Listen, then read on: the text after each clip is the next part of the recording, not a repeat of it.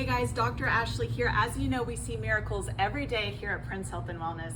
I have my new patient, Lydia, who has not been able to taste or smell since 2020, right? And this happened after COVID. Okay, so definitely after COVID. She could always taste or smell before that. Yes. And now kind of tell us what you're experiencing.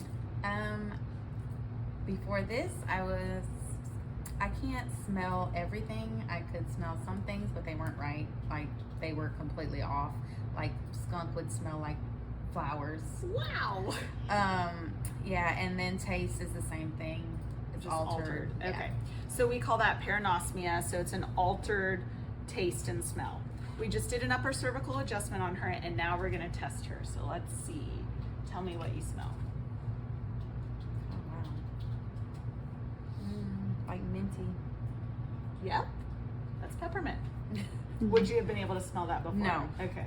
It was completely off. Okay, cool. Now let's smell that.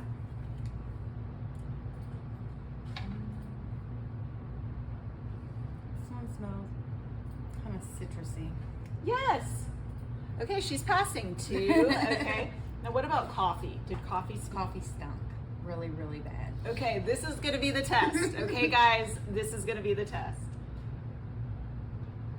Oh, wow. It actually smells like coffee. And it smells good? Yeah. It doesn't stink like it did. Okay, really good. Okay, so this worked. Yes.